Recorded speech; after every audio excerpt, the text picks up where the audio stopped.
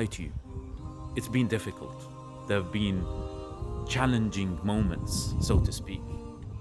When it all started, I thought, what am I gonna do for months and months potentially of lockdown? At the start, it was very difficult, but I think we've adapted to a particular routine.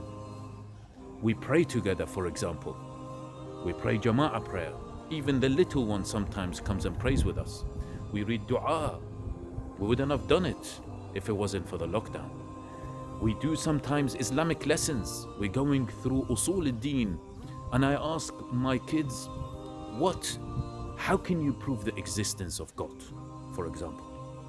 We go through al-Tawheed, al-Adl, al-Nubuwah, al-Imamah, and al-Ma'ad Yawm al-Qiyamah. We also sit down as a family and eat. We haven't done that for so long. Sometimes we used to do it, but not for that amount of time.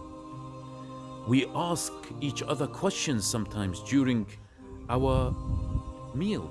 We ask, what are you grateful for? And every single one of us, including myself and my wife, we have to say something. For example, I'm grateful for having such wonderful kids. I'm grateful to Allah subhanahu wa ta'ala for giving us so much food and blessings. We also, after Salatul Maghrib and Isha, sit down and read Quran together. Even if they don't know how to read, we help them to read. Yeah.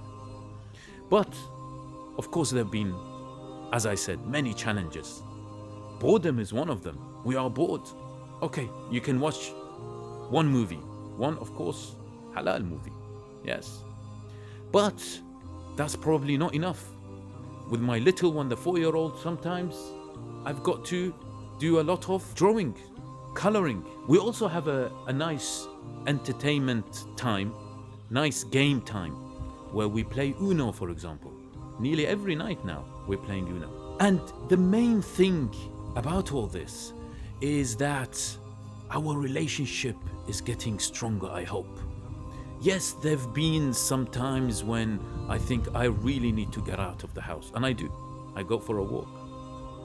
But if you look at the overall picture, I think the overall picture is a wonderful one, something that we can all learn from. Remember that our kids are a mirror of us. If I, at the time of Fajr, at the time of Dhuhr, at the time of Asr, Maghrib, Isha, of the time of Salah, come and say, this is the time of Salah, everyone, please come and pray, they will get used to coming to pray at the time. But if I'm not really bothered with prayers, then they won't really be bothered with prayers. What about akhlaq?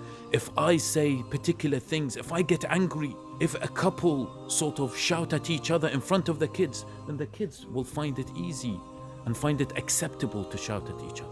Remember, we're sitting 24 hours facing each other now. Right? It is difficult, but we got to think as parents that whatever we do, the kids do not underestimate their ability. They will copy what we say and what we do. Let's go back to Luqman when he advised his son. And one of the first things he told his son is, La tushrik billah. Don't have shirk in Allah subhanahu wa ta'ala. And of course, this is one of the essential things that we've got to teach our kids. Teach them that Allah is one. Teach them the principles of Islam. This is an opportunity, my brothers and sisters, to really sit down with them and teach them the principles of our religions. Sometimes we don't really focus on being godly. This is the time perhaps to inject Allah subhanahu wa ta'ala in our kids' hearts. Be positive. There will be ups and downs, but overall, this is a blessing from the Almighty. Sometimes you want to tear your hair out. I know exactly what you're saying. But we should self-reflect and say, how can I improve for the next day as a parent, as a father, as a mother? And continuously improve until when the lockdown ends, then inshallah, we are better parents than we were before.